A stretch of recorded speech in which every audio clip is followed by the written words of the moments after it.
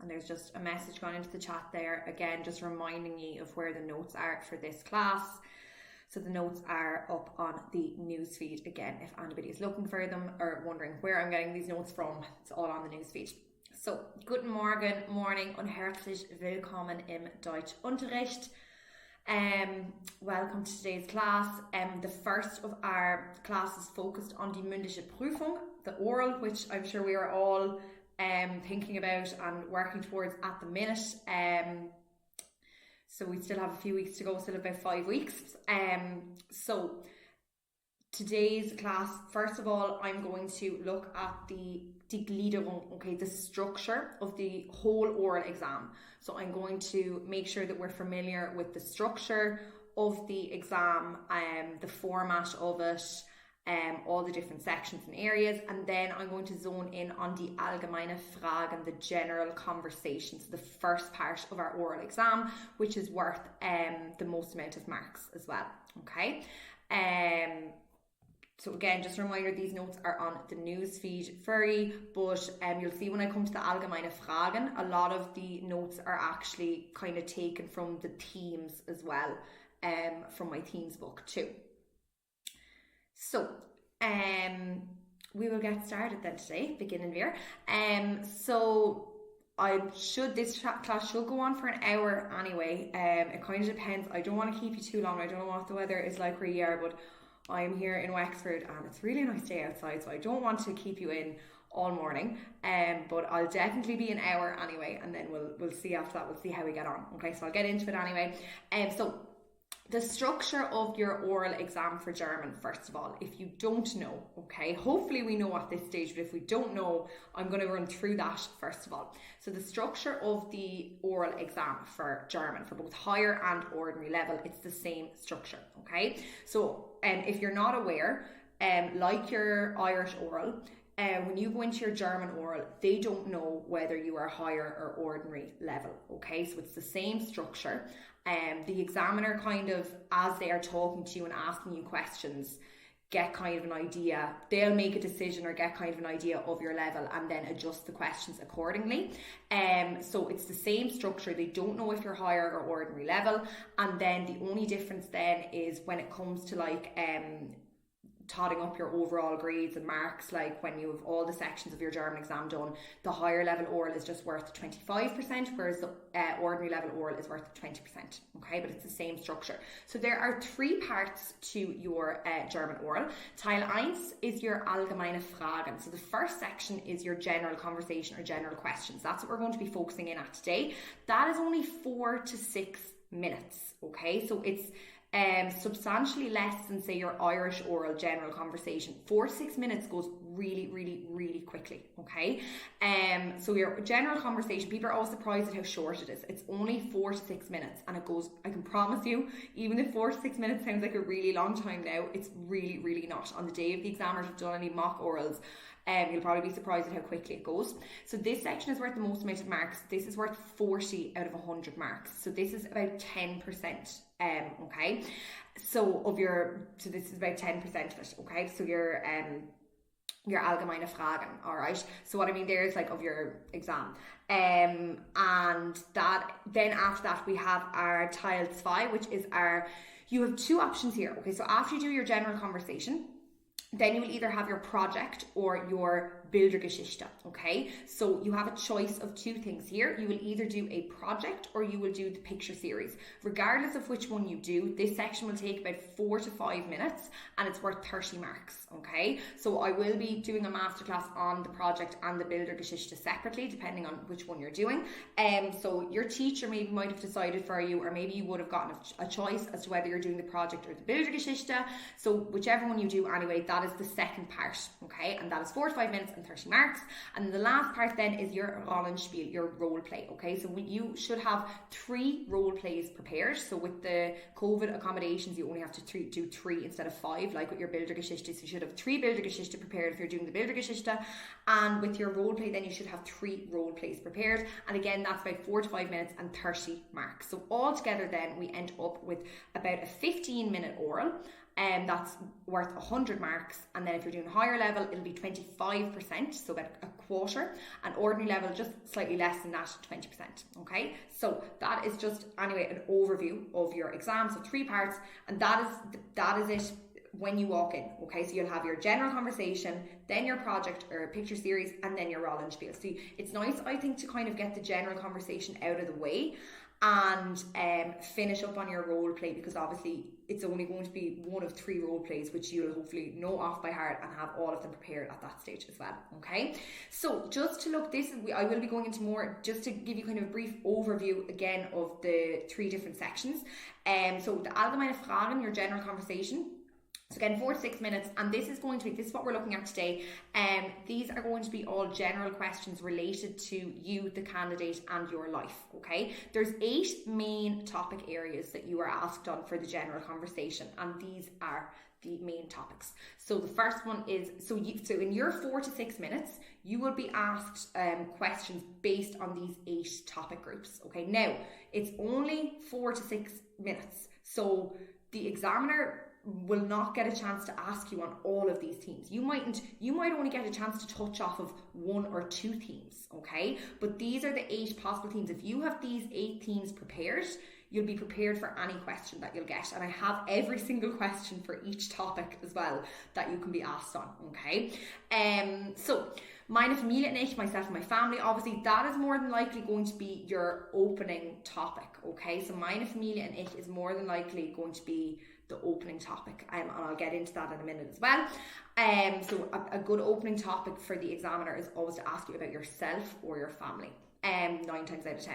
Mein Wohnort, where I live, hobbies and Freizeit, hobbies and free time, Schule, obviously school, Nebenjob und Taschengeld, part-time job and pocket money, Zukunftspläne und nach dem Abitur, your future plans / after the leaving cert, Sprachen lernen and im Ausland, so learning languages and being abroad, and then Festa and fire. Festivals and celebrations, so like how you celebrate your birthday or how you celebrate maybe Easter or St. Patrick's Day or something. That one I'll get into in a minute. It's often used just to test your tenses, okay? So I'll get into that in a minute. Now, so they're the 8 topics that you can be asked on in your general conversation, okay? It's not like the Irish oral where you can be asked on things like, you know, the education system maybe, and like politics and the environment and stuff, unless you make a point of it that you say like, I want to talk about the environment, okay? So it's nice in that sense. General conversation is really nice because it's all basically topics from kind of like the basic topics that you've been doing since first year. Okay, so yourself and your family, your area, hobbies and free time, school, pocket money and part-time work, your future plans after the leaving cert, language learning and time abroad, and then festivals, and that's it. Okay, they're the 8 main topics, and again, you will be surprised how quickly the 4 to 6 minutes goes with that. Now, the only guaranteed question that you have in your general conversation is this one here, okay? So the only guaranteed question you have is this one. Okay, but you have a choice as to whether you answer it or not. So before the end of the 4 to 6 minutes, students must be asked, the examiner will ask you, okay, this is the only guaranteed question, the examiner will ask you if you would like to speak about a German text or film. So the examiner will ask you, möchten Sie über einen deutschen Text oder Film sprechen? Would you like to talk about a German text or film? So if you have, at some stage in secondary school, you will have probably more than likely TY, you will have looked at a German text or a German film, or maybe you've done it in your spare time. If you did it in your spare time, you can bring it into your oral if you want. So this is not it's a compulsory question to ask, but it's not a compulsory question to answer, okay? So like you don't have to have something prepared on a German text or film. So the examiner will ask you, would you like to speak about a German text or film? But you can simply say, nein, danke. You can either say ja, or you can say nein, danke, okay? No, thank you, I don't want to. And then they'll just move on to another question. So it's not compulsory, and candidates will not lose marks if they choose not to discuss one. If you do choose to talk about a text or film, it's just included and marked as part of the general conversation, okay? It's not like you get extra marks or anything. If you say, yes, I want to talk about a German text or film, it's just included in your general conversation marks. If you say you don't want to, they just will ask you another question, okay? And it's as if they didn't ask you that, all right? And it's not included in the marks.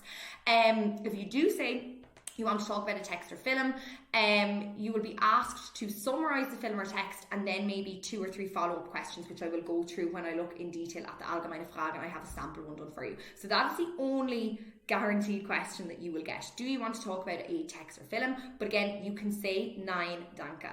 Now, what I say to my students is that, look, if you've studied a text or film, it's kind of easy marks in a way, because you know you're going to get that question, so you can have everything prepared on it, and it can take a good minute and a half, even depending on how much you say. It can take a good kind of minute of your general conversation, and you know you're going to get asked it. So I would be more inclined to say yes, if you've studied a German text or film and you are confident about talking about it and you have it prepared, I would say definitely talk about it, because it's a guaranteed question that, like I said, can take maybe a minute, 40 seconds to a minute of your oral time, of that 4 to 6 minutes.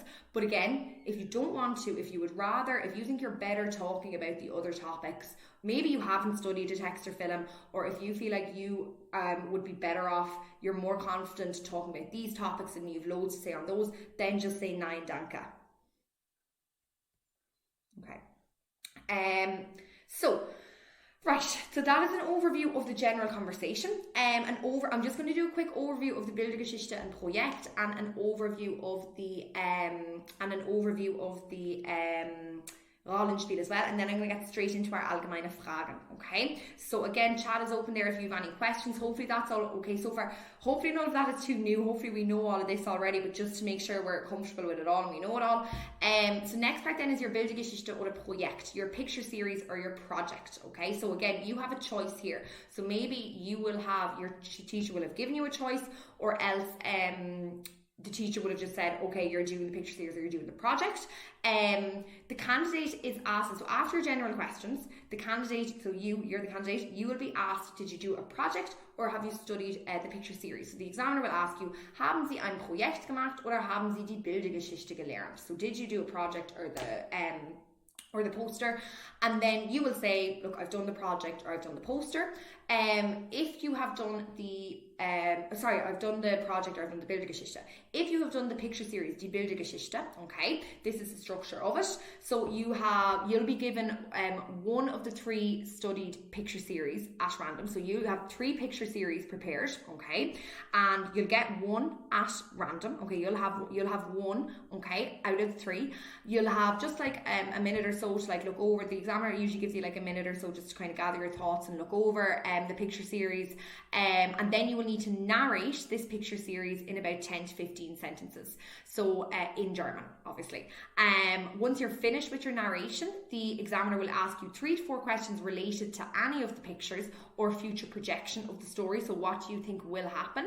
And again, I will go into more detail on the Bildergeschichte. I'll have a separate masterclass on it, same with the project and the role play. We're focusing on the general questions today. I'm just giving you an overview of the whole oral today, so I'm just running through this very, very quickly, just to give you an idea.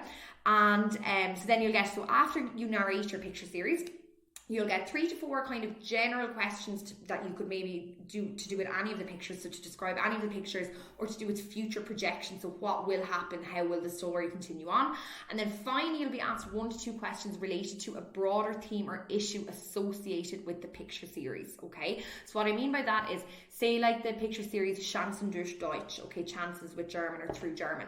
You may be asked about Sprachen learning, something to do with language learning, or waren Sie schon mal in Deutschland? Were you ever in Germany? Warum ist es wichtig, Zeit im Ausland zu verbringen? Why is it important to spend time in abroad? So that's what I mean by a question related. So whatever the general theme is of the Bildergeschichte, you will get 1 or 2 questions that maybe related to that theme. Okay, not related to the picture series itself, but the theme of the picture series. And then in terms of marks, it's 30 marks for this, 10 marks for your uninterrupted verbal presentation of the picture story, so 10 marks for your description of the picture series, basically 10 marks for then the questions related to the pictures or the future projection, and 10 marks for the candidate's opinion on a related wider issue or theme. So basically 10 marks for description, 20 marks for questions. Okay, again, I will have a separate masterclass on the Bildergeschichte where I'll go into all the detail on it. That's just an overview. Similarly then, if you do the project, you will have, the good thing about the project is it's only one thing as opposed to that's maybe the advantage of the project. So there's advantages, and there's advantages to both the project and the Bildungsgeschichte. The Bildungsgeschichte obviously covers a lot of key vocab and themes, but the project then obviously it's something you're interested in, something different, and it's just one thing. Like there's not, you know for definite you're getting that project, so you can have it all prepared perfectly and know the questions kind of in and out. So there's advantages to both of them. No, one isn't better than the other or anything like that. Both of them are worth the same marks and have their advantages. So candidates, you may do, if you're not doing the Bildungsgeschichte, you're doing a project. So this project is related to anything associated to Germany or a German-speaking country, okay? So you will have you may have a poster or scrapbook related to your project, and this will be placed in front of the examiner. It's important to note that you don't actually get any marks for your poster or scrapbook, okay? So you just have the poster or scrapbook is more there as like a prompt and an aid, but you don't actually get any marks for it, and it's mainly visual, okay? And be aware though that any pictures so your posters is going to have like kind of keywords, short sentences, and pictures and images and stuff. Just be aware that there's absolutely no criteria really for the poster itself, just that you can't have like huge, like you can't basically have your whole project written out on it. That's basically the only criteria for the poster, but be aware, or the scrapbook, but be aware that any pictures you have used, you may be asked to describe them. You can also bring in like props with you as well.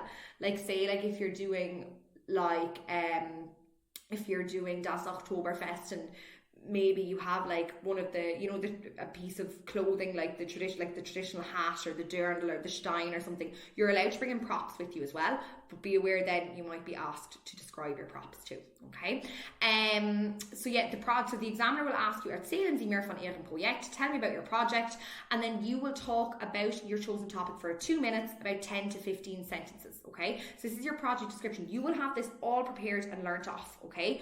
So these 10 to 15 sentences, you know you're going to get them. So you have your whole project learnt off and prepared.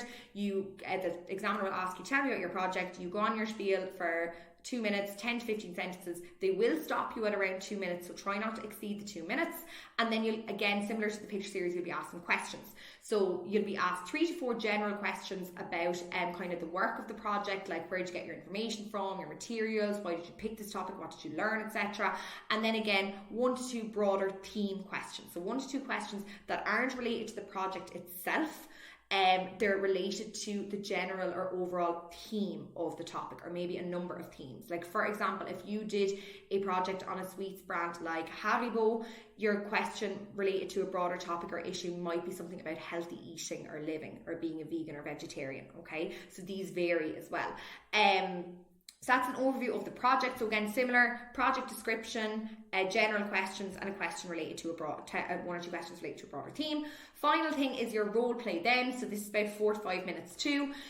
You will have prepared 3 out of the 5 role play cards. You only need to do 3 of them with the COVID accommodations, and you'll be given one of these role play cards to do, okay, or one of these role plays. Now the great thing about the role play is that you have the role play card with you, okay? So you have the role play card in your hand, and you will be using this then to help you, okay? So the examiner will have one card, the student will have the other card, and you have a minute to look over the card and gather your thoughts, and then the examiner will perform one part and you perform the other part, okay? And that's marked out of 30 as well. I don't have that in there, sorry, but I will look again in detail at the Rollenspiel. I have a separate masterclass on that.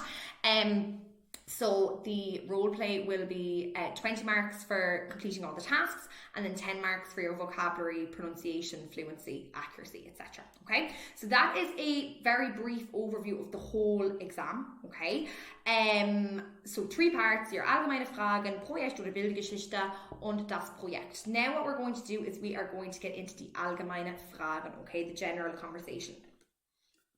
So the general conversation, this is again worth the most amount of marks. It's worth 40 marks, and it's our first section of the exam. Okay, now when you walk in, the first part is going to be like a begrüßung, a greeting. Now, unlike the Irish oral, where you have a set, you know, your fall to your 5 questions that you're asked, and you get 5 marks for those 5 questions. and it's definitely going to be those 5 questions. It's not like that for the German oral, okay? The Begrüßung itself varies according to the examiner, okay? Well, obviously when you go in, you'll get a greeting, okay? The examiner will obviously greet you. They'll say hello and you say hello back in German, okay? These 3 questions that I have highlighted, you will probably be asked, okay? Which are, können Sie bitte hier unterschreiben? Now that's not really a question, more of a I suppose, command or request. So können Sie hier bitte unterschreiben means can you sign here? So just so you don't get caught out by that. So for all your oral exams, you have to sign your name, okay? So können Sie hier bitte unterschreiben? Can you sign here? Ja, natürlich, ja, whatever. You just need to, there's nothing really too complicated there, just so you don't get thrown off by it. Can you sign here? Yes, and then you sign. Wie heißen Sie? You will be asked, okay, what are you called? What's your name? Und wie ist Ihre Prüfungsnummer? What is your exam number? Okay, so those 3 questions you will be asked. Other than that, out of the Begrüßung, it varies depending on the examiner. There's not unlike the Irish oral, there's not a set amount of questions that they have to ask.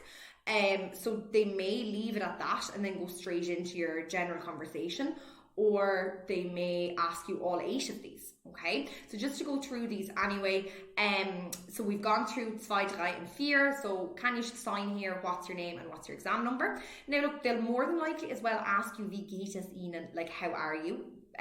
Just so make sure you have, that's just normal if you meet somebody to ask them to ask how you are. So do have something prepared on that. Wie buchstabiert oder wie schreibt man Ihren Vornamen, Nachnamen oder Familiennamen? You may be asked, how do you spell your first name or your surname? Nachname und Familienname, 2 different names for your surname, okay? So again, may or may not be asked, depends on the examiner, but do have it prepared, know your alphabet in case they do ask it. Wie alt sind Sie? How old are you? Wann haben Sie Geburtstag? When is your birthday? Und, oh sorry, there's a word missing there, I just see. That should say, haben Sie Ihr Handy draußen gelassen? That got cut out there. So I should have haben there. Okay. Sorry. Haben Sie, I'm missing as well. Haben Sie. Haben Sie Ihr Handy draußen gelassen? Sorry, haben Sie Ihr Handy draußen gelassen? Have you left your phone outside? They may ask, you don't get caught out by that as well. It's not a trick question. They're just asking, have you left your phone outside? Haben Sie Ihr Handy draußen gelassen? Ja, ich habe mein Handy draußen gelassen. Okay, so there are all the possible questions you could be asked kind of in your Begrüßung. Again, you're more than likely going to get the first 4, and after that it kind of varies on the examiner. I like to ask, if I'm examining a student, I like to definitely ask 4 anyway, just to kind of get you in in the kind of German zone and kind of ease you in, just a few kind of easy general questions like that to get you speaking German and get you kind of relaxed and at ease, okay? So that is, so that's that. So that's the Begrüßung, okay? So again, always address the examiner as Sie or Ihnen. They're not du, they're not dir or dich, they are Sie or Ihnen. It's a formal situation. You will address the examiner as Ihnen or Sie, and they will also address you as Ihnen or Sie, okay? So again, just give an appropriate greeting when you walk in. So Hallo, guten Morgen, morgen, guten Tag, guten Abend, depending on the time of the day. Just have a greeting in German because the examiner will obviously greet you, so just to have that greeting back. Now to answer the question wie geht es Ihnen, how are you? Don't just again simple, es geht mir gut, danke, aber ich bin ein bisschen nervös. Und Ihnen, I'm good, thank you, but I'm a little bit nervous. And you see here we are using Ihnen, okay, not dir, Ihnen, it's formal, all right? Oder alles geht gut bei mir, danke, und Ihnen, everything is well with me, or I'm good, thank you, and you, okay? So it's always nice just to ask the exam. So they might ask wie geht es Ihnen first, or feel free when you walk in to be hallo, wie geht es Ihnen, okay? And they will reply then. Wie heißen Sie? That's all straightforward. Ich heiße oder mein Name ist. I'm called, my name is. Wie schreibt oder wie buchstabiert man Ihren Vornamen, Nachnamen, Familiennamen? So you would say, das schreibt man, and then spell it out. So das schreibt man L-O-U-I-S-E. Or das schreibt man B-E-C K-A-R. Okay, so you're just spelling out your name using the German alphabet. So make sure you know your letters, particularly the I's and A's and E's people get mixed up on. Wie alt sind Sie? That's straightforward as well. Ich bin whatever Jahre alt. I'm however years old. Wann haben Sie Geburtstag? When is your birthday? Mein Geburtstag ist am, oder ich habe am whatever Geburtstag. Okay, and then we'll put in the date there. Now, it's am with dates, okay, not or im. Make sure you're using am, just little things like that, just to make sure we're not starting off with any mistakes, just little things that are avoidable there. And then wie ist Ihre Prüfungsnummer? What's your exam number? Meine Prüfungsnummer ist, and make sure we know obviously our numbers in German there as well, okay? And that's that. So that's the Begrüßung there, just to help you like formulate your answers for the Begrüßung. Now, next thing I have here are all of the possible questions that we could be asked in each theme, okay? Now look, the examiner obviously could phrase these slightly different, or maybe might have a slight variation of a question depending on what you're talking about. But what I would recommend is, if you're revising, say if you're revising meine Familie und ich, my family and I, or if you're revising mein Wohnort, if you go back to these questions and if you can answer and understand every single one of these questions, then you should be fairly okay with meine Familie und ich. If you can answer all of these and understand all of these questions, if the examiner does phrase a question differently or have a slight variation of a question, like if you're able to answer all of these, you'll be able to answer that as well, okay?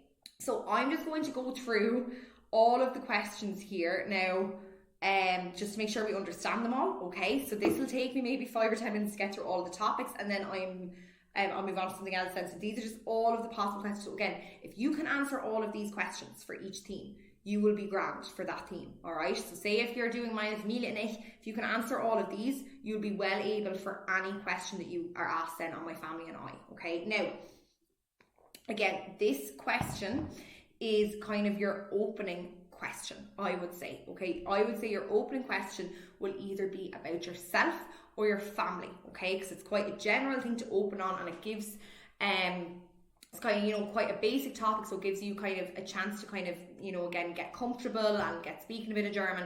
And it also gives the examiner like a little bit of kind of, you might mention things throughout that, so they can get a kind of like they might get some kind of clues for like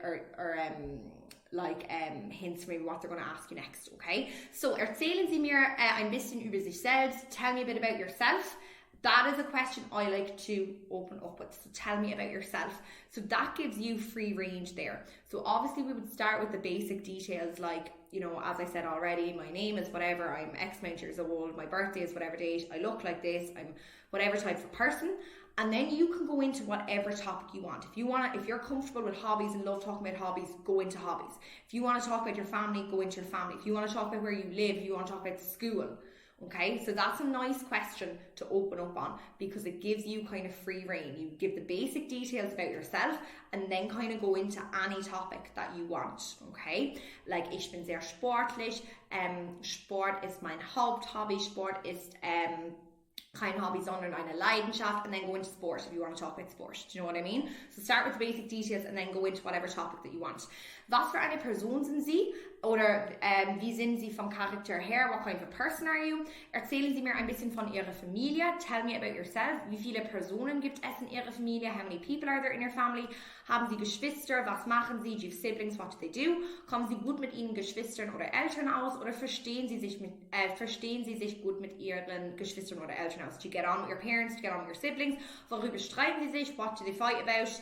Gibt es Vorteile oder Nachteile, der Jüngste, Älteste oder die Jüngste, Älteste zu sein? Are there advantages or disadvantages to being the youngest or eldest? Or maybe if you're in the middle of the family, das Sandwich-Kind zu sein oder das Mittelkind zu sein? Finden Sie es gut, Geschwister zu haben? Is it good to have siblings? Helfen Sie im Haushalt? Do you help out at home? Und haben Sie Haustiere? Do you have pets? They're kind of all the main questions. And obviously, sorry, I actually don't have it. Wie sehen Sie aus? What do you look like? Okay, but that can obviously go into like, tell me about yourself. They're kind of all the kind of questions you can be asked about yourself and your family there. And so these are two questions that are very common to open up the whole general conversation with. So either erzählen Sie mir ein bisschen über sich selbst, tell me about yourself, oder erzählen Sie mir ein bisschen von Ihrer Familie, tell me about your family, okay? Now, what I will say is sometimes people get a bit overwhelmed if you are asked, like, tell me about yourself, and you're like, God, like, what do I start with there? So again, just start with the basic details. Like, what is your name, your age, your birthday? What do you look like? What kind of a person are you? And then go into whatever topic you want. Go into your family, go into sport, go into school, whatever you want to talk about, go into then if you're asked, tell me about yourself, okay? Because they're not specifying, they're saying tell me about yourself, all right? And again, obviously I'll talk a bit about this as well, but with your oral, the more you talk, the better. So if for example, if you're asked this question here, like, wie viele Personen gibt es in Ihrer Familie? How many people are there in your family? Do not just say, es gibt 4 Personen in meiner Familie, and stop there, okay? You give as much detail as you can until the examiner stops you, is what I would recommend, or until you have said everything that you have possibly wanted to say on the subject, okay? So the more you talk, this goes for all your orals, okay, for all your subjects, for Irish, for German, whatever oral exams you're doing. The more you talk, the better, okay? The less questions I ask as an examiner, and the 4 to 6 minutes goes very quickly then. So if you are asked, for example, wie viele Personen gibt es in Ihrer Familie? Also es gibt 6 Personen in meiner Familie, ich habe 3 Geschwister, meine Geschwister heißen whatever, you go into everything about them, okay? So you don't just stop as there's 6 people in my family. Yeah, who are the 6 people? How many siblings do you have? What are they called? What do they look like? What do they do? Do you get on with them? What do you fight about? Tell me about your parents, okay? Etc. So you give as much detail as you can, all right? Until the examiner stops you, or until you have said everything you want to say, all right? Now, mein Wohnort dann, my area. Wo wohnen Sie? Where do you live? And again, if you are asked, wo wohnen Sie? Where do you live? You don't just stop by, ich wohne in Wexford. I live in Wexford. Ich wohne in Dublin. I live in Dublin. Ich wohne auf dem Land. I live in the country. You give as much information as possible on your area then, okay? So like basically you put kind of all of these questions into a paragraph, all right? So these are all the questions broken down. So where do you live? Erzählen Sie mir ein bisschen von Ihrem Wohnort. Tell me about your area. Beschreiben Sie mir Ihr Haus. Describe your house. Haben Sie Ihr eigenes Zimmer? Do you have your own room? Was für Einrichtungen oder Geschäfte, shops gibt es in Ihrem Wohnort? What facilities or shops are there in your area? Was gibt es für Jugendlichen oder Touristen? What is there for teenagers? What is there for tourists? Was gibt es in Ihrem Wohnort nicht oder was fehlt? What isn't there? What is there not in your Wohnort, in your area, or what's missing or lacking? Wohnen Sie gerne hier? Do you like living here? Lieben Sie auf dem Land oder in der Stadt wohnen? Do you prefer living in the country or the city? Möchten Sie hier später wohnen? Would you like to live here later? Wohnen Sie auf einem Bauernhof? Helfen Sie auf dem Bauernhof? So if you live on a farm, be aware, I'll go into that in a minute, be aware that you will be asked then maybe what you do on the farm. Do you help out and do you like it on the farm here? So I have that in the notes as well. Hobbies and Freizeit, huge topic here, okay? This is a really big topic, okay? Hobbies and Freizeit. Now, what I would recommend for hobbies and Freizeit is so there's 4 kind of main hobbies. Sport, Musik, Lesen und Fernsehen. Okay, so 4 main topics. What I would recommend for your oral is that you know 2 hobbies really in detail, okay? So be able to talk about 2 really, really well. Now, obviously you don't have to do this. If you want to prepare something on every single hobby, do. But if you kind of want to just just because there are 4 hobbies and we're not all interested, if this was a normal conversation in English, we're not all interested in TV, sport, music and reading. We might only be interested in 1 or 2 of those, okay? So you don't need to talk about each of these hobbies. So if you're not interested in one hobby, you can kind of leave it out. But what I would recommend is definitely know 2 hobbies in detail. Be able to talk about 2 hobbies in detail. So pick, for example, Sport and Musik. And then if they ask you about TV or if they ask about reading, you can say, look, I'm not really interested in TV or reading. I prefer sport, or I really like to listen to music, or I play an instrument. But you need to be able to talk about something else. So you can't just say I don't read, I'm not into reading, or I don't really like TV. You need to be able to talk about something else then, okay? So I'll go into that in a minute. I have phrases there to help you kind of talk about another hobby or sport, okay? But definitely know 2 in detail is what I would recommend. But when I say in detail, you need to be able to talk really, really confidently and have loads of information about those 2 hobbies. If not, then you might be better off having a little bit on each topic, okay, or on each hobby. So was ist Ihr Haupthobby oder Lieblingshobby oder haben Sie Hobbys? That could be another question that the examiner opens up with, because it's quite a general one as well. Oder was machen Sie in Ihrer Freizeit? What do you do in your free time? Okay. Was machen Sie, sich zu entspannen? Now, don't be thrown off by that one as well. What do you do to relax? That can just be hobbies as well. People sometimes get a bit thrown off by that one, like what do you do to relax? That can literally like be sport, reading, music as well, okay? So these are all different ways of asking about your hobby, okay? Do you have, what are your hobbies? Do you have hobbies? What's your main or favourite hobby? What do you do in your free time, and what do you do to relax? They are all 3 different ways of asking you about your hobbies, okay? So spielen Sie Sport? Sind Sie sportlich? Interessieren Sie sich für Sport? All different ways of asking you about sport. Do you play sport? Or sorry, that's just say machen Sie Sport, actually, not spielen Sie Sport. Das ist ein Fehler, that's a mistake. That should be machen. Sorry, the pen is out of charge, so I'm using my finger here, if you're wondering why my writing is so bad.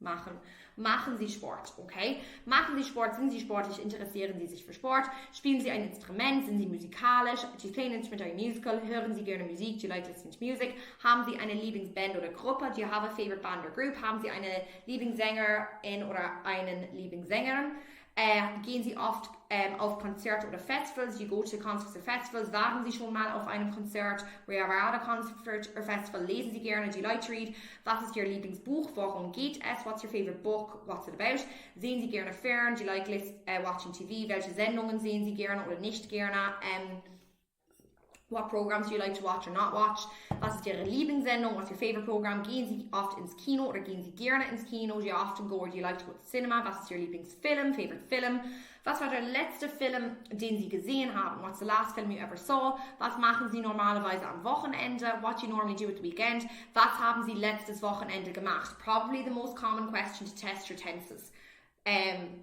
was haben Sie letztes Wochenende gemacht. So be careful when you hear the 2 verbs. If you hear g at the end of any question, like gemacht, gespielt, gesehen, okay? That is past tense. I will get into the past tense in a second, but just that is probably the most common question that you would be asked to test your past tense. And again, the examiner does not have to test your tenses, okay? They don't have to. It might happen that the 4 to 6 minutes goes by and they've only tested like your present tense from you talking about things that are happening at the minute. But more than likely, you will probably get into your future plans, which is your future tense, and they will try and test your past tense, but they don't have to, okay? There's nothing on the marking scheme that says or the criteria that says they have to test your tenses, okay? They don't have to. Schule then, erzählen Sie mir von Ihrer Schule. Again, if you are asked, tell me about your school, or wie heißt die Schule, what's the school called? Don't just stop at meine Schule heißt, my school is called. Go into all the possible information about your school, okay, the basic details, and then go into maybe like your subjects or the facilities, or do you like going to school here? You give as much information as you can, as you have, until you have nothing left or until the examiner stops you. That is the main bit of advice I can give you on your oral for your allgemeine Fragen. You give as much information as possible. You talk as much as possible. The more you talk, the less questions I ask. So, gehen Sie gerne in die Schule? Do you like going to school? Warum nicht? Wie kommen Sie jeden Tag zur Schule? How do you get to school every day? Welche Fächer machen Sie? What subjects do you do? Was ist Ihr Lieblingsfach? Favorite subject? Gibt es ein Fach, das Sie nicht mögen? A subject you don't like? Beschreiben Sie mir Ihre Schuluniform. Describe your school uniform. Wie finden Sie die Schuluniform? How do you find the school uniform? Sind gemischte oder reine Mädchen oder Jungenschulen besser? Warum? Are mixed or all boys or all girls schools better? Why? Was für Regeln gibt es an Ihrer Schule? What rules are there? Was passiert, wenn man die Regeln missachtet? What happens if you kind of disobey or break the rules? Gibt es ein Problem bei Mobbing an Ihrer Schule? Is there a problem with bullying at your school? Haben Sie das Übergangsjahr gemacht? Did you do TY? Again, could be a way of testing your past tense. Haben Sie das Übergangsjahr gemacht? I just have a question there. Would your marks increase by using different tenses? Well, you probably would be, that probably would come into account with the marks, obviously, because if you're using different tenses, yeah, you are showing that your grammar accuracy and your fluency is better, obviously, because yeah, a person who can use different tenses is showing that their maybe language, that their fluency is better and their grammar accuracy is better. So yeah, it might be a case that like you it may contribute to your marks then, like, but you have to use it correctly, as long as you're using it correctly, obviously. But what I'm saying there is like, if you don't get your tenses in, don't be worried about it, because it's not like criteria that you have to be asked questions in certain tenses. But yes, if you do bring in different tenses into your spoken, like if you're bringing in the conditional, or you're bringing in your past tense, or you're bringing in your future tense, yes, you do look like more of a higher level candidate then, and it probably will contribute to your overall like marks and expression marks. So yes, so yeah, it probably will contribute to your marks. If you're using it correctly, definitely it shows that you're a higher level candidate. All I'm saying there is just don't be worried if you don't get your tenses in, because there's nothing like in the marking scheme or criteria saying that you have to get them in. But by all means, if you want to bring in your conditional, your past tense, your future tense, and you're confident with them, work away, because yes, it will contribute then to your marks and show that you're a higher level candidate. Okay. Ist das Schulsystem in Deutschland oder Irland anders? Welches ist besser? Is the school system in Germany or Ireland different? And welches ist besser? Which is better? Wenn Sie Schulleiter oder Direktor wären, was würden Sie machen? If you were a principal, what would you do? Or sorry, Schulleiterin, Direktorin wären, if it's the female one. Okay. Nebenjob, Taschengeld. Not really too bothered with this theme, but like particularly if you have a part-time job, might be something to prepare. Haben Sie einen Nebenjob, Teilzeitjob, Sommerjob? Was machen Sie? Do you have a part-time job or summer job? What do you do? Gefällt Ihnen der Job? Do you enjoy the job? Bekommen Sie Taschengeld? Do you get pocket money? Was machen Sie mit dem Geld? What do you do with the money? Wenn Sie Geld im Lotto gewinnen würden, was würden Sie machen? This is our conditional here. So if you would win money in the lotto, what would you do? Conditional, but again, there's no like criteria saying you have to be asked on the conditional. But again, if you want to bring your conditional in, go for it, okay? Ist es eine gute Idee, einen Nebenjob zu haben, oder ist es eine gute Idee, während des Schuljahres zu arbeiten? Is it a good idea to have a part-time job or work during the school year? Now, Zukunftspläne, future plans. You will more than likely get a question in this topic here, okay? Your future plans after the Leaving Cert, okay? So and this is going to be our future tense too. So, was möchten, our conditional can be brought in here as well. Was möchten Sie studieren oder nach dem Abitur machen? What would you like to study, or what would you like to do after the Leaving Cert? Wo möchten Sie studieren oder wo würden Sie studieren? Where would you like to study, or where will you study? Wie viele Punkte brauchen Sie? How many points do you need? Wo würden Sie als Student oder Studentin wohnen? Where will you live as a student? Now, key thing here, Student is a student at third level college. Schüler is a secondary school student, okay? I'm actually going to do in my revision course for the oral, I'm going to go through some like common mistakes and false friends, like some common mistakes that people make in their oral, or common pronunciation mistakes, okay? So I will do that in the revision course as well, and that is one actually that I would bring up. Student is a student at third level, Schüler is a student at secondary school. Now, these are all maybe little things, but these little things like maybe the reason that these little things might build up and then contribute to our overall grade, okay? And again, if you want to be in that top percentage, the 33 to kind of 40 mark bracket, you need to be basically giving a perfect, very, very accurate oral. So we don't have room for little mistakes like that if we want to get like the top marks. Warum möchten Sie dieses Studium oder diesen Studiengang machen? Why do you want to do this course? Wo möchten Sie später arbeiten? Where would you like to work later? Haben Sie vor, ein Jahr auszusetzen? Do you intend to take a year out? Und was würden Sie machen, wenn Sie die Punkte nicht bekommen? What will you do if you don't get the points? Okay? Was ist Ihr Plan B? What's your Plan B? All right. So again, your Zukunftspläne is probably a topic that you will be asked on, to bring in your future and conditional tense as well. They're like, I would like to, or I will. Okay. Sprachen lernen im Ausland, learning languages and being abroad. This is just the second last theme here. Welche Sprachen sprechen Sie? What languages do you speak? Wie lange lernen Sie Deutsch? How long do you learn German? Now, I will say, if you have done an exchange, okay, if you've done an exchange, ein Austausch, or if you want to study German next year, you will probably be asked, or if you want to go abroad to study, you will probably be asked about this topic here, im Ausland und Sprachen lernen, okay? So this is a key topic if you've done an exchange If you want to study German, or maybe if you say German is your favorite subject, if you want to go abroad to study as well, you would probably be asked about this, okay? Wie finden Sie Deutsch? How do you find German? Was machen Sie im Deutschunterricht? What do you do in German class? Warum ist es wichtig, eine Fremdsprache zu lernen? Why is it important to learn a foreign language? Haben Sie einen Austausch gemacht? Have you ever done an exchange? And that's our past tense there as well. And sorry, I just skipped one there, number 6. Waren Sie schon mal in Deutschland oder in einem deutschsprachigen Land? Were you ever in Germany or a German-speaking country? Möchten Sie im Ausland wohnen oder studieren? Would you like to live or study abroad? Waren Sie schon mal im Ausland? Were you ever abroad? Again, that can be like a bit of holiday. Wollen Sie eine Abi-Fahrt machen? Do you want to do an after leaving cert holiday? So again, just another way of asking about kind of holidays there. Abi-Fahrt oder Abi-Reise. Fahren Sie diesen Sommer in Urlaub? Are you going on holidays this summer? Warum ist es wichtig, Zeit im Ausland zu verbringen? Why is it important to spend time abroad? Und haben Sie eine Klassenfahrt gemacht? Have you ever done a class trip? Okay. If I mention, sorry, I'm just looking at my questions here. So I just have a question. If I mention an exchange in my project, could one of the questions for my project be about it? Yes. So if you are talking about an exchange in your project, this would be a key topic area for your questions after the project, okay? And again, but maybe if they've asked you about that, so the general conversation is first, and then you have your project as well.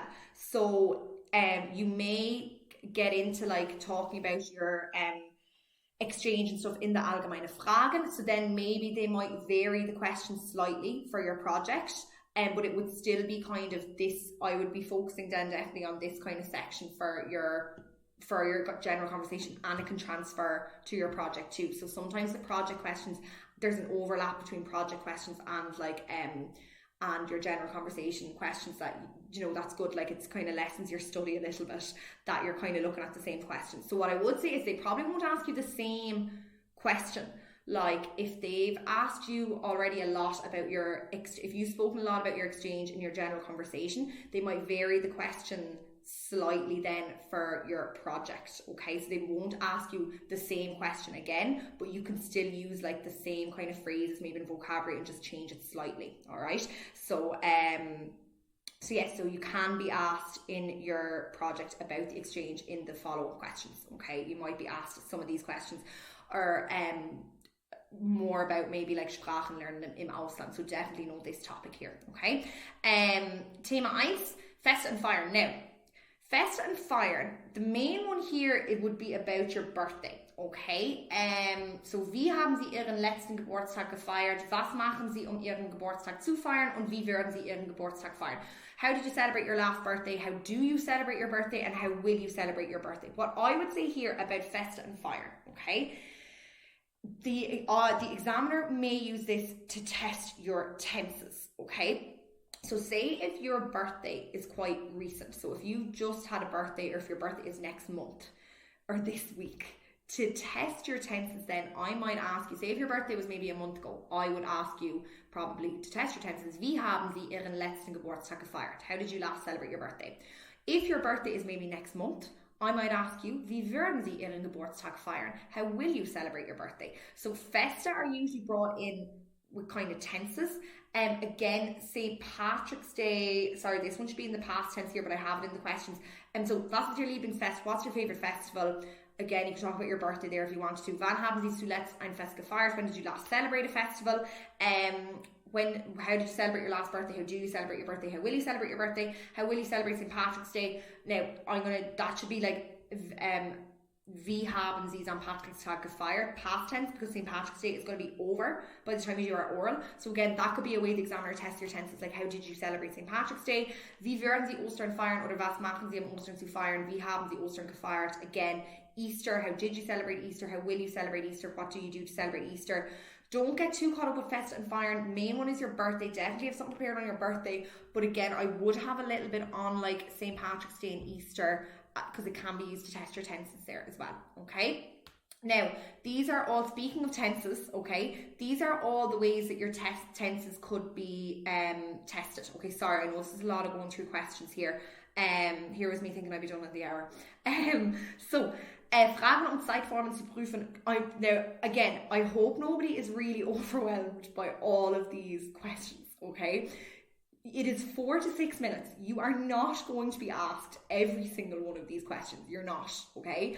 I am just giving you every possible question, okay? So you have them all there. And then, like I said, when you're revising a topic, if you say are revising Sprachenlernen im Ausland, you can answer all of these questions. There is no question then that you will be asked in your general conversation that you won't be able to put an answer together for on Sprachenlernen im Ausland. So again, it's 4 to 6 minutes. The chances of you are not going to be asked every single one of these questions, okay? And again, the more you speak, the better.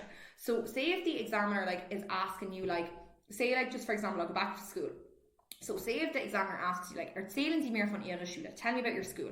And if you just say to me, meine Schule heißt St. Mary's, okay? And that's all you give me. Well, then I'm going to ask you every one of these questions until I get more information out of you, okay? So the examiner is there to give you marks. So if you just give me very little information, I will keep asking you questions, keep prompting you until I get more information, okay? So that's why I have all the possible questions there, all right? But if you can answer all, and again, for revision as well. Another thing is what you should be aiming for, I would say, okay? If you're well, how much information is as much information as I can? I would be aiming for 4 to 5 sentences for each question, okay? 4 to 5 sentences for each question. If you give less than 4, the examiner will probably ask you another question on that topic to kind of get a bit more out of you. So aim for 4 to 5 sentences for each, but again, as much information as possible, particularly for when we look at the project questions and the Bildungsgeschichte questions. 4 sentences, or else they will ask you kind of more. All right. Sorry. Last topic here. Last thing getting on here are questions to test your tenses. So these I don't think I need to go through these because they're all in the questions above. I've just divided them up into, these are all the questions that you could be asked to test your past tense. Okay, I'm not going to go into them because they're all in the notes above anyway. I'm just going to highlight the most popular ones, the most common ones, what did you do last weekend? How did you celebrate your birthday? Okay, they're kind of the most common ones that you can be asked to test your past tense. But these are all the possible ways that the examiner could test your past tense. So again, there's ones on what you did last summer, your last holiday, last festival you celebrated, Easter, St. Patrick's Day, what did you do yesterday, did you do TY, did you do an exchange or a class trip as well. To test your future tense, this one here is a little bit conditional, but anyway, was würden Sie nach dem Abitur machen? So what will you do after the leaving cert is the main one for your future tense, or what are your plans for the summer? Will you go on holidays this summer? Okay. Konjunktiv 2 is your conditional. So again, was möchten Sie nach dem Abitur machen? What would you like to do after the leaving cert? That is conditional there. But I have it up here mainly with our future there, was würden Sie, but the möchten there, that is conditional. So that's one, obviously conditional one. What would you do after the leaving cert? The main one here, wenn Sie Geld im Lotto gewinnen würden, was würden Sie mit dem Geld machen? If you were to win money in the lotto, what would you do? And if you were principal, what would you do? Okay, but again, the examiner doesn't have to test your conditional. You will probably get the conditional in at some stage when you're talking about after the leaving cert, realistically, and with some nice phrases. Now, there are all the questions to test your tenses. Obviously, the present, your present tense, most things we're talking about is the present tense. So your present tense is going to be tested quite easily, okay? So they're just, again, I have them all above. Now, Deutscher Film oder Text, okay? If you choose to speak about a German text or film, these are the questions that you can be asked. So you need to summarize it first of all, okay? So first of all, they'll ask you, möchten Sie über einen deutschen Text oder Film sprechen? Would you like to talk about a German text or film? So either you'll say, yes, I will, or I want to, or no, I don't want to. If you say, nein, danke, grand, move on, another question. Okay, if you say you do want to talk about a German text or film, then the examiner will ask you, erzählen Sie mir von diesem Text oder Film, tell me about this text or film, or you might just go straight into it. You might just say, ja, ich möchte über whatever sprechen and go straight into it, or they might ask you, tell me about this film. So, wie haben Sie den Film oder Text gefunden?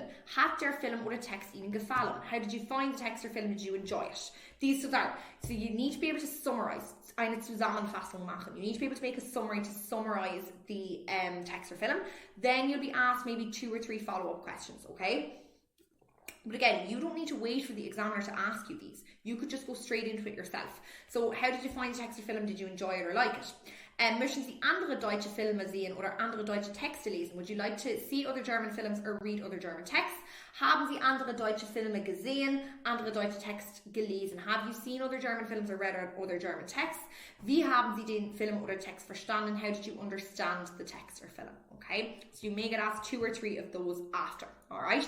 Now I have done up an example here on the film Goodbye Lenin. Okay, so Goodbye Lenin is ein deutscher Film. It's a German film von Wolfgang Becker, and this is just sample answers done up based on that film there. So I'll just go through it very, very quickly.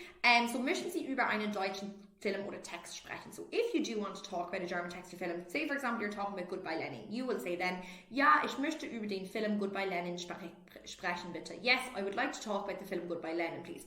And then you can just go straight into the summary, or else they might ask you, okay, erzählen Sie mir von diesem Film, tell me about this film, okay? And then you just need to summarize it. Now look, I have a lot of points here, like as long as you have 4 to 5, you're grand. Like I'll probably get rid of 1 or 2 of these here. So this is just, I don't think I need to go into this. This is just kind of summarizing the film. So what happens in it? So I started off by saying, der letzte deutsche Film, den wir gesehen haben, war Goodbye Lenin. The last German film that we saw was Goodbye Lenin. And then I just go into it. Alright, sorry, that's a mistake there. Ist eine. That should say eine, because it's feminine. Sorry, that's a mistake. Don't know why it says einen. Typo. Ist eine Tragikomödie aus dem Jahr 2003. It's a tragic comedy from the year 2003. And then I just describe what happens in it. Okay? Wie haben Sie den Film gefunden? How did you find the film? So im Großen und Ganzen fand ich ihn sehr gut. I found it very good overall. Es war sehr informativ, aber lustig auch. It was informative, but also funny. Und ich kann den Film sehr empfehlen. I can really recommend it. Möchten Sie andere deutsche Filme sehen? Would you like to see other German films? Ja, vielleicht Die Welle. Yeah, perhaps The Wave, Die Welle. Ein Freund von mir hat ihn gesehen und fand ihn toll. A friend of mine saw it and thought it was great. Deutsche Filme sind toll oder vorteilhaft für meine Aussprache und gute Übung fürs Hörverständnis. German films are great, are beneficial for my pronunciation and good practice for the listening. And man learnt auch über die Kultur. You also get to learn about the culture. Wie haben Sie den Film verstanden? How did you understand the film? Wir haben die Untertitel benutzt. We use subtitles. Und danach haben wir auch ein paar Wörter im Wörterbuch nachgeschaut. And we also looked up a few words in the dictionary after. Wann und wo haben Sie den Film gesehen? When and where did you see the film? Wir haben ihn im Übergangsjahr gesehen. We saw it in transition year. Unsere Lehrerin oder unsere Lehrer hat uns den Film gezeigt.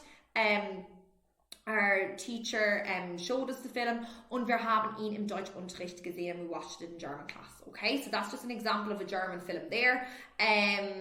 Again, similar questions if you're doing a text, but you obviously wouldn't be asked about well, no, they're all kind of similar. Is there anything there? Well, it would just be like different, maybe you wouldn't obviously be saying that you used subtitles for the book. It might just be like that you used keywords or keywords and the dictionary and stuff, okay? Now, sich zu verabschieden, sorry, getting to the end now, sich zu verabschieden, saying goodbye, okay? So when the oral is over, we need to have a nice way to say goodbye, something that the examiner is maybe going to remember. So obviously we'll just tell them thank you, Dankeschön, danke Ihnen, ich bedanke mich Ihnen. Even if you're not grateful for it, you're going to say thank you, okay? And again, we're always addressing our examiner as Ihnen or Sie. So they're just different ways of saying thank you. Wish them a nice day, okay? Us Germans, we love wishing people a nice day. If you are ever in Germany, everywhere you go, everything is schönen Tag, schönen Abend, schönes Wochenende, okay? So we're going to wish our examiner a nice day, okay? We're going to tell them schönen Tag noch, schönen Tag wünsche ich Ihnen, ich wünsche Ihnen einen schönen Tag. So all different ways of saying have a nice day, and then we have a few different ways of saying goodbye as well. Tschüss, auf Wiedersehen, ciao, whatever you want to say, okay? So that's to say goodbye. Now, Expressionen für das Gespräch. Expressions for the conversation, okay? I'm going to go through these just for pronunciation reasons. Some of these transfer from our that's a great thing about a language. A lot of these you'll know already from your written work. A lot of these are from my book where I have like expressions and phrases to bring it and idioms to bring into your written work, but then some of these are more suited for conversation. So there's 2 more things I need to go through here, okay?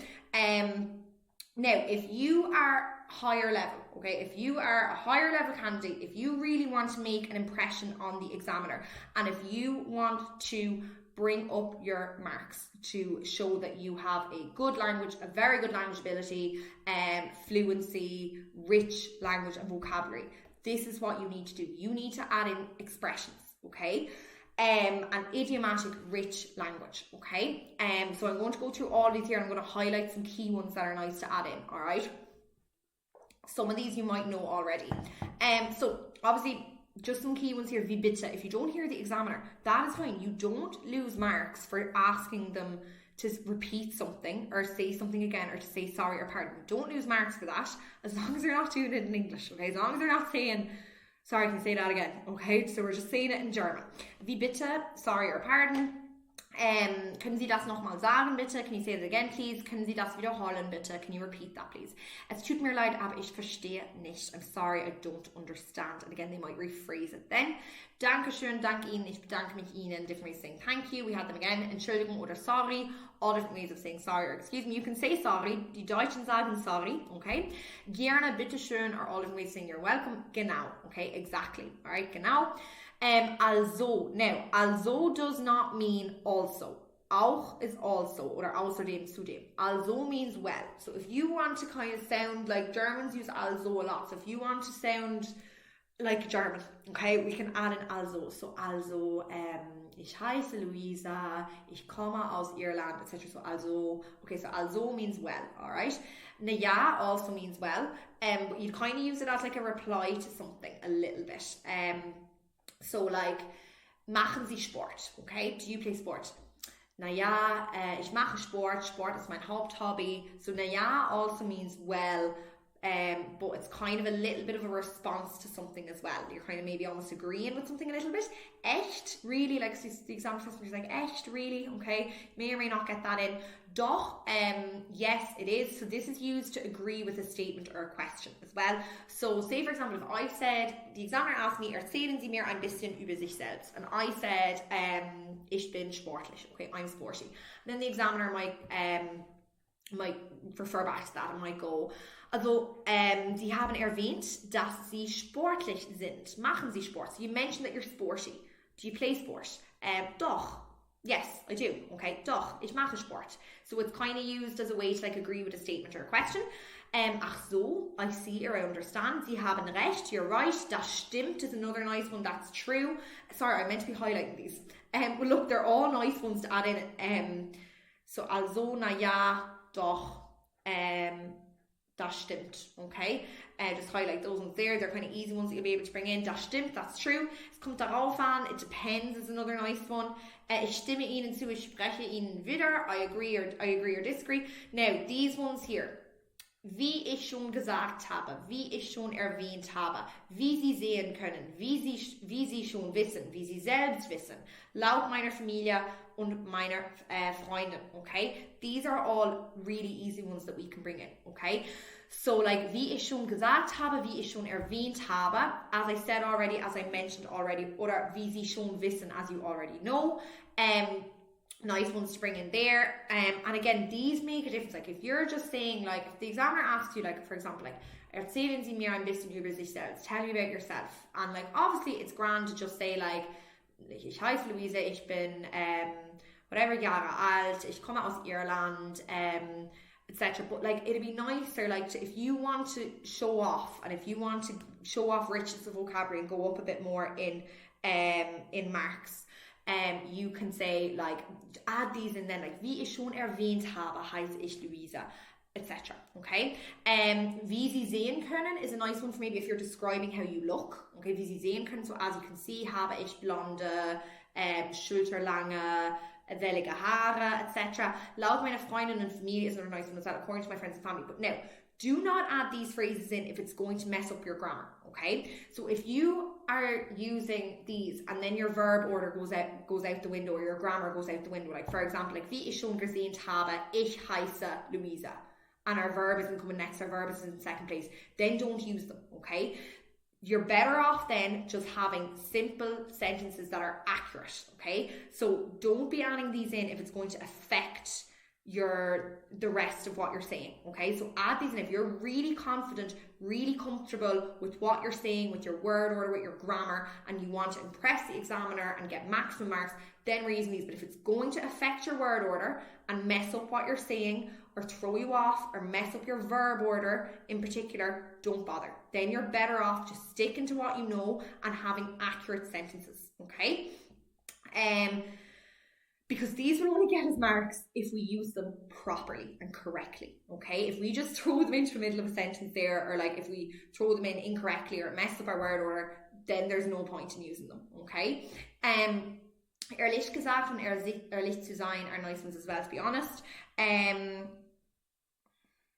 Yes, if you have other phrases that you use, like obviously Germany is full of dialects with different like idiomatic phrases and phrases that are come from different dialects. So say if you've been to a certain part of Germany and you picked up like different phrases or things that you'd say, like here I have a question, like they say krass a lot, of course use that as well. That's fine, that's grand. You can use idiomatic language. It looks great to use idiomatic language, like I said, if you're using it properly. And obviously you will be up against native speakers and people from different parts of Germany, or people from Austria, or people from Switzerland who speak different variations of German and have different ways of saying things. So of course, if you have other phrases, definitely add them in.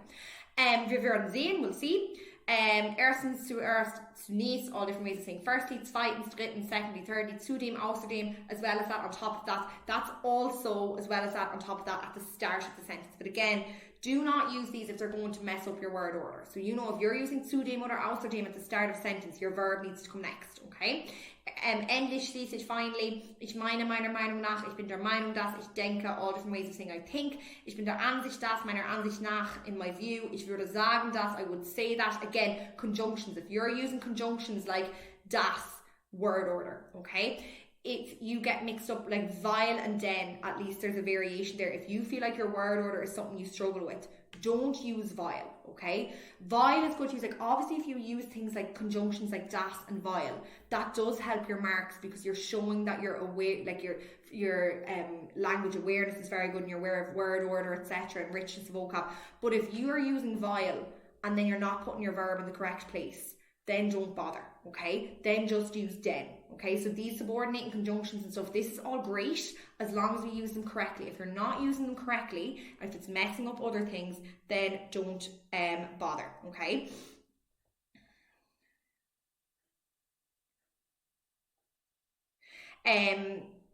Well, see, I just have a question there. If you're using like, for example, it depends at the start of the sentence, like es kommt darauf an, like that could be a sentence in itself. Like you might start another sentence then. So it depends. Es kommt darauf an. It depends. That would usually be used as just like a statement in itself. I would say es kommt darauf an, and then like I like start a new sentence. So I wouldn't think it wouldn't affect word order then, because like es kommt darauf an is more a sentence in itself. In comparison to like, say if you were using like im Moment, aktuell, hoffentlich, deshalb, deswegen, etc., they would kind of affect your word order if we were starting with those. But like es kommt darauf an, it depends. That's kind of a sentence in itself, so I wouldn't be too worried about that one affecting your word order. Beispielerweise oder zum Beispiel, yes, for example, that will change word order if we're using that at the start of the sentence. Hopefully that makes sense. Es kommt darauf an, like that is literally like, that's kind of a sentence in itself. So like if you were saying like in English, it depends, like it's probably start a new sentence after that, so I wouldn't worry about that with word order too much. Wenn alles klappt, wenn es nicht klappt, if everything works out. If it doesn't work out, again, that will affect word order. Verb next, sage und schreibe, believe it or not. Glücklicherweise zum Glück, luckily, normalerweise, normally, einerseits, andererseits, besonders, für mich persönlich, for me personally, ich weiß, I know, vielleicht, maybe, or perhaps. All different ways of saying about, around, or roughly, fast, ungefähr, rund, etwa, circa. Leider, unfortunately, es ist mir egal oder egal, it doesn't matter, regardless, ich freue mich darauf. That's a nice one to add in. I'm looking forward to it.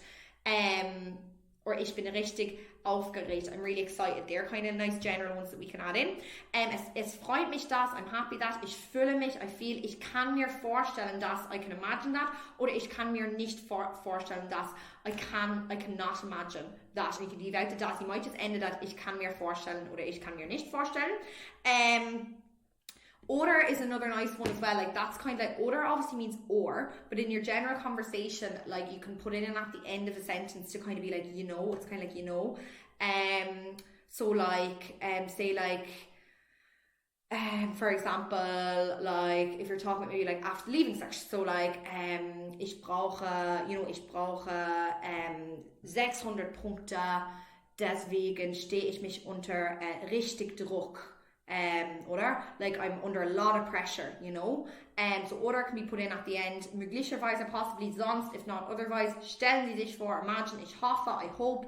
Ich drücke mir die Daumen. Nice idiom to add in, particularly maybe if we're talking about like our points and stuff. Das wäre ein Albtraum is another kind of nice idiomatic kind of thing and conditional there. Das wäre super oder ideal. That would be super ideal. Alles in allem im Großen und Ganzen overall. Mein Name ist Hase, ich habe keine Ahnung. All different ways of saying I have no idea. Okay? So again, look, there's loads and loads of, like, I have another, in my other book, I have more of these phrases like that you can add in, but these are nice ones for your oral as well. But again, do not add them in if they're going to mess up your grammar and stuff, okay? Then just stick to what you know and stick to having accurate sentences, okay? Now, last thing, links das Gespräch zu führen.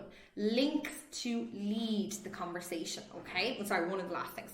So if you want to get away from a certain topic or talk about a topic you are more confident with, you can use the following links to guide the conversation, okay? Now, it's not guaranteed that the examiner will, like the examiner might really want to ask you something else, but like most examiners, I don't think I've ever come across a stage where an examiner like will just completely ignore all of the links maybe or prompts that you give, okay? So if you want to get away, but particularly if you want to get away from a topic, if you use these links and then go straight into talking about this other thing, then obviously you've gone into it already. So these are just some links that we can use to lead the conversation, to leave a few little clues or hints about stuff that we want to talk about, and also to like get away from certain topics as well. So like you don't have to talk about every single topic, or like say like you can give I know for example Wohnort, right? Wohnort is a topic that I have found students don't really like talking about. They just feel like, you know, it's kind of boring, there's not that much to say, and they feel like they have better vocabulary, better phrases, and they're more confident about talking about other things. So like what I would say there is like, if it's something like maybe like, I'm just using Wohnort as an example. If the examiner asks you about Wohnort, you give your little spiel on Wohnort, okay? Like give your like little paragraph or a few sentences on Wohnort, all right? But then maybe use something like I have here to lead away from Wohnort and go into something else, okay? So, for example, erzählen Sie mir über sich selbst. Tell me about yourself. So with that again, start with the basics, appearance, personality, age, that should say etc, not TEC, tech, etc. And then go into whatever topic you want to talk about, okay? So if that's a great one to lead the conversation. So tell me about yourself, start with the basics, so give your little paragraph or a few sentences about yourself, and then go into whatever topic you want to talk about, okay? So that's a great one to lead the conversation. If they ask what kind of a person you are, say ich bin sportlich oder künstlerisch, link in adjectives maybe that link to a hobby that you want to talk about. So if you're sporty, make sure then you say ich bin sportlich. If you're artistic, ich bin künstlerisch. Do you know what I mean? So use adjectives when you're describing yourself that will link into your hobbies or other interests. Wir haben die gleichen Interessen, beispielsweise Sport, Lesen, Musik. If you're talking about maybe a friend or your siblings, like we have the same interests, for example, sport, reading, music, that's a link into hobbies there as well. So that's always one that I recommend students add in when they're talking about their siblings. So like if you're giving your spiel about your siblings, we get on well, like wir kommen gut miteinander aus, wir haben die gleichen Interessen, beispielsweise Sport. Same interest, for example, sport, and then you could go straight into sport yourself, or the examiner might ask you about sport, or the examiner might bear that in mind. They might have one or two extra things they want to ask you, and then they might go into sport, okay? Ich kann kaum erwarten, bis die Schule vorbei ist und ich gehe an die Uni. I can hardly wait until school is over and I go to university. Oder ich ziehe aus, I'm moving out. Oder ich ziehe, I just see a few little mistakes here. Ich ziehe nach wherever on.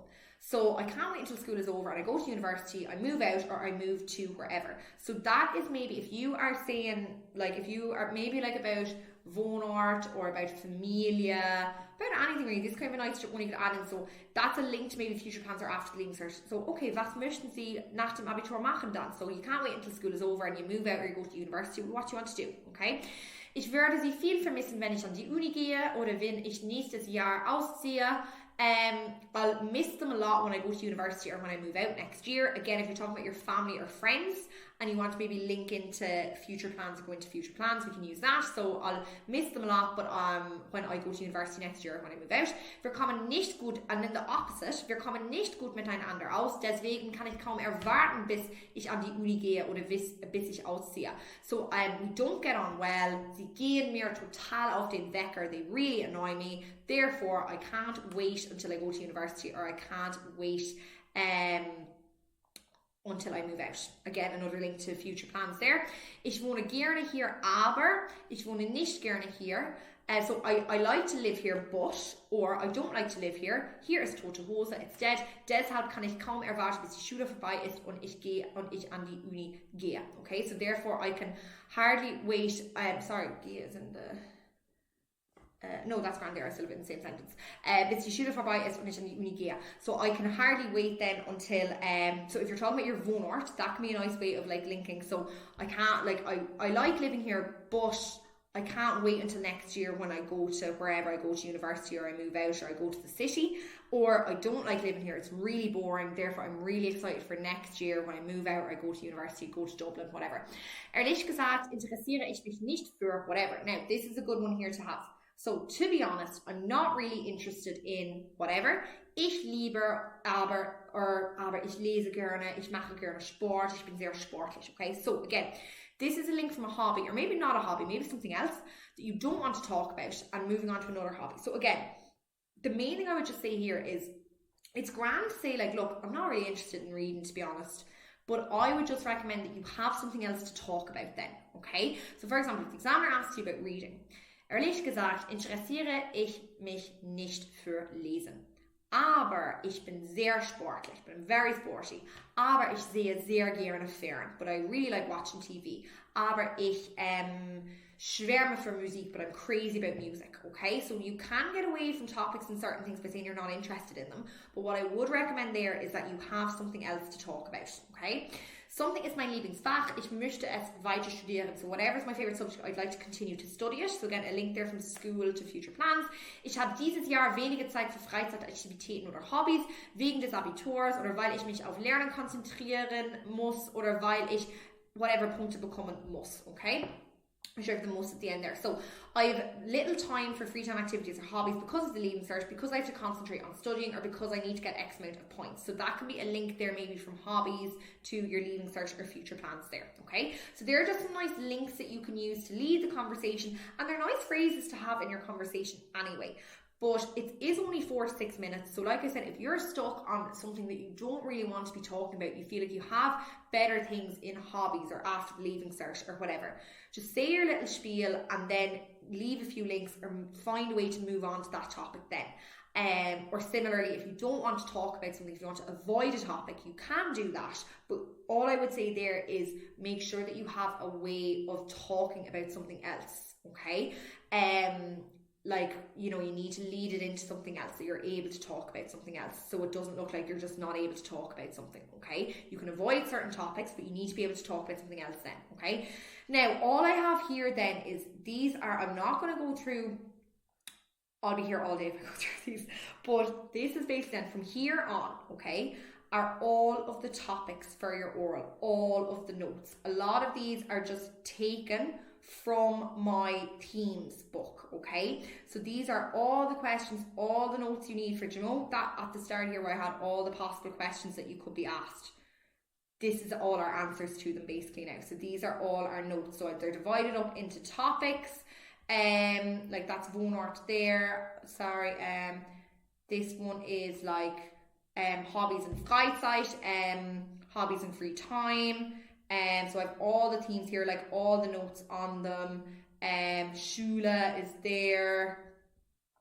Then we have, sorry, that's one actually, I didn't actually mention the topics there, but something you could be asked on just when I see there. Wie finden Sie das Prüfungssystem in Irland? How do you find the exam system in Ireland? I actually don't think I have that listed in the questions above, but that is one that you could be asked as well. What do you find?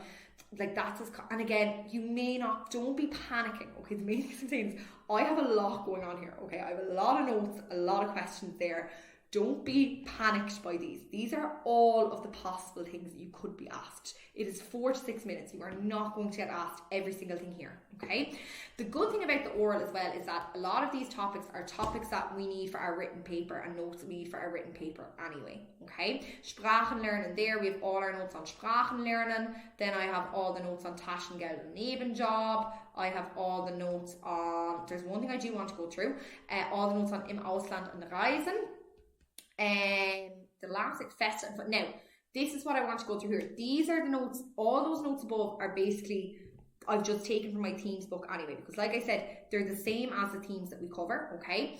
The only thing extra I have here is I've gone in with Festa and Feiern. So these are all the notes on Festa and Feiern. So again, if you're asked on Festa and Feiern in your oral, it's more to test your tenses. So for example here, I have, for each festival, I have it in the perfect, the past tense, the future tense and the present tense for each festival, depending on what tense you're asked about it in. So it's basically the same stuff, just in a different tense, okay?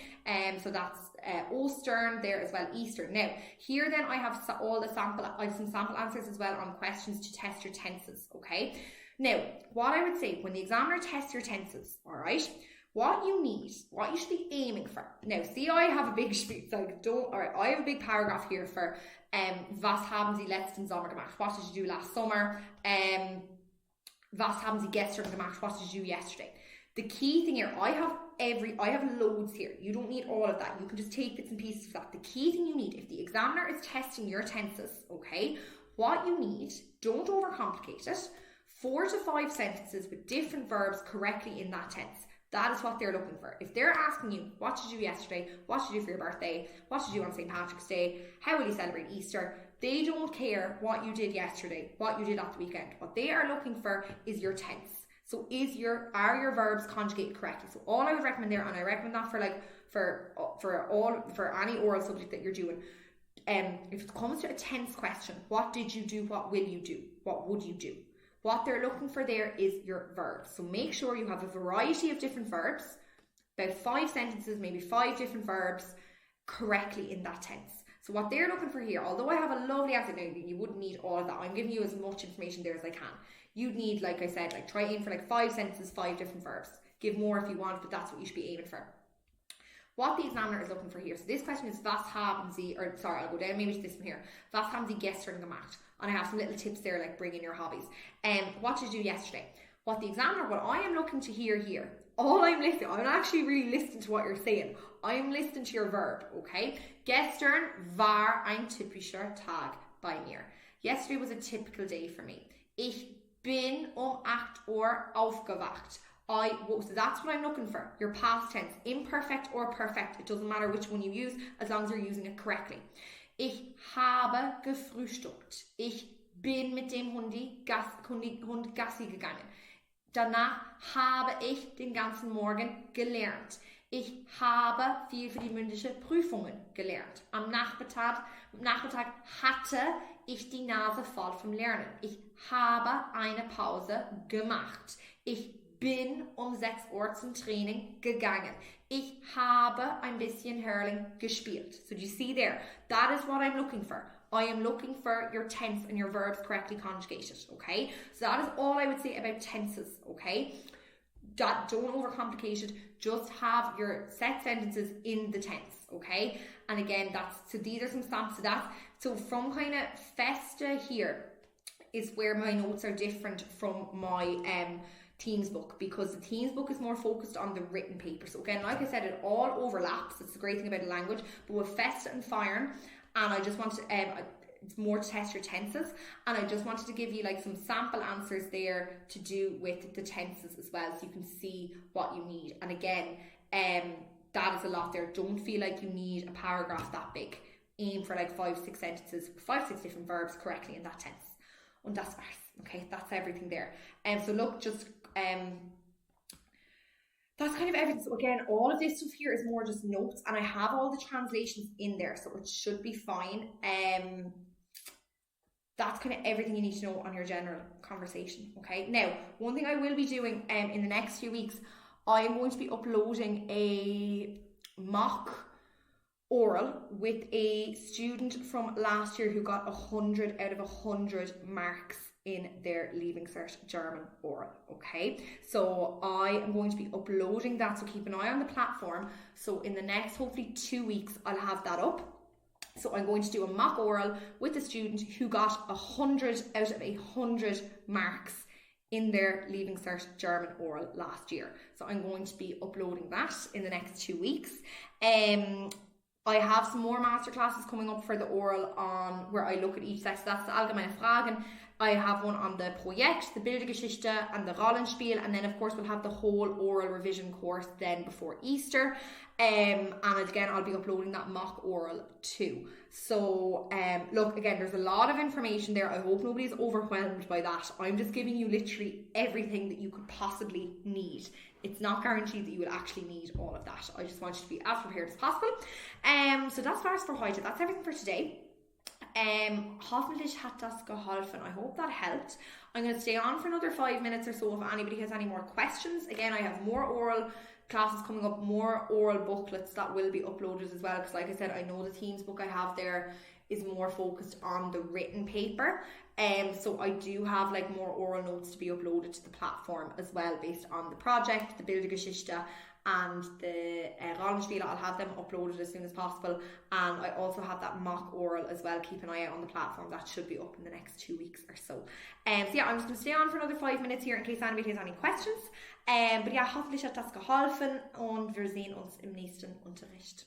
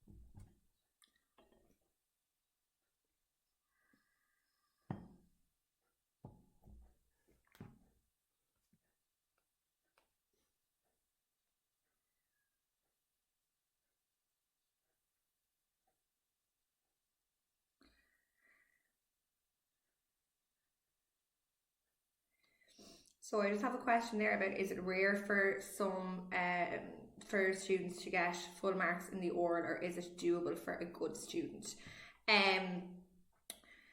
It's rare enough to get full marks now. Like, the people that will be getting full marks would be, it's rare, but it's not impossible is what I would say. Now, it's more likely to get in like the top bracket of marks, like that 33, that the top bracket for marks for the Allgemeine Fragen is 33 to 40 marks. So it's definitely possible for a very good student, a higher level student, to get into that top bracket. Full marks is more for, like, you would want to be giving a perfect oral.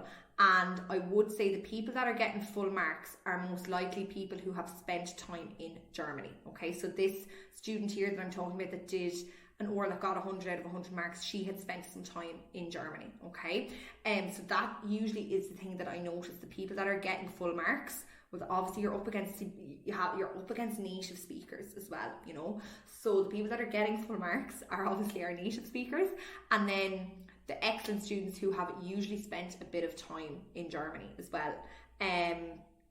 It's not impossible though for a very good student to get it. I would just say it is kind of rare though, a little bit. Like, it depends. Like, it does, you'd want to be giving, like, it's not impossible, But I would be saying a very good student will definitely be in that, will be getting in that top bracket, but you would want to be giving like an absolutely perfect oral, like sounding like almost a native speaker, to get full marks, to get 100 out of 100. But it's definitely doable for a very good student to get in that top bracket, okay? 100 out of 100 marks. Again, you have to bear in mind that you're up against native speakers and people who have maybe spent long periods of time in Germany, who have the pronunciation and the idiomatic language and stuff like that. But it's not impossible, but it's definitely doable for a student to get in that top bracket. 100 out of 100, you do have to be absolutely perfect for that, but not impossible.